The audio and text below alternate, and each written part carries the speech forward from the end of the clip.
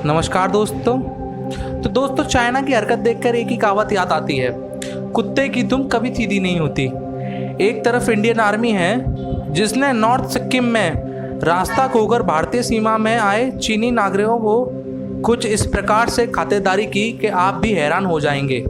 भारतीय सेना के जवानों ने चीनी नागरिकों की गाड़ी ठीक की, उनको ऑक्सीजन मुहैया कराई, उनको गरम गरम कपड़ों के साथ साथ गरम गरम खाना भी खिलाया, वो भी जब तब भारतीय चीन सीमा पर तनाव की स्थिति है। लेकिन चाइना ने भारतीय सरकार के इस आदर और सत्कार के बदले में क्या दिया?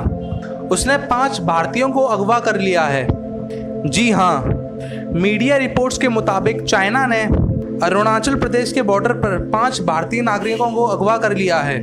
अब यही चाइना भारत को सुझाव दे रहा है कि सर्दियां आ चुकी हैं और हालात खराब हो चुके हैं, इसलिए एलएसी से पीछे हट जाओ वरना नुकसान हो जाएगा। दरअसल चाइना के एक सरकारी अखबार ग्लोबल टाइम्स पर एक बड़े थिंक टैंक्स हुजियान का एक आर्टिकल छपा है जिसमें वो भारत को सुझाव दे रहा था सितंबर के अंत तक एलएसी पर -25 डिग्री तक का टेम्परेचर हो जाएगा।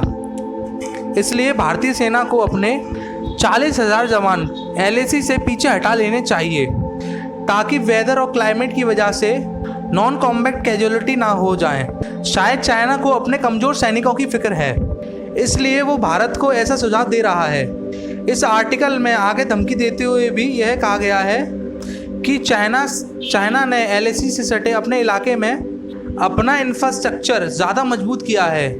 इसी के साथ चाइना ने अपने एडवांस वेपन्स के साथ साथ fighter jets, drone, bombers, satellite इत्यादि तैनात कर दी हैं। इसलिए भारत हमसे पंगा ना ले और पीछे हट जाए।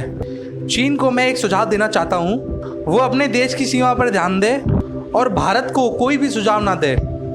भारतीय सेना के जाबाज सैनिक सियाचिन ग्लेशियर तक की रखवाली करते हैं जो कि 18,000 फीट तक मौजूद है और वहाँ पर टेम्परेचर -70 डिग्री सेल्सियस तक गिर जाता है। तो ब्लैक टॉप का -25 भारतीय सेना के लिए तो कुछ भी नहीं है। और रहा सवाल हाईटेक हथियारों का, ड्रोन्स, फाइटर जेट और सैटेलाइट्स वगैरह से युद्ध जीते जाते तो पहले रशिया और फिर अमेरिका को अफगानिस्तान से खाली हाथ लौटना ना पड़ता और ना ही वियतनाम द्वारा चाइना इतनी बुरी तरह हारता।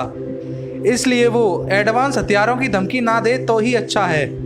मेरा मानना है कि 2 देशों के बीच जंग हथियारों से नहीं जीती जाती, बल्कि जंग जीतने के लिए सेना के जवानों में साहस के साथ साथ अनुभव भी होना चाहिए, जो कि हमारे जवानों में दोनों ही हैं। चाहे वो कारगिल का युद्ध हो या फिर 1971 का, वो अनुभव सिर्फ भारतीय सेना के पास ही है।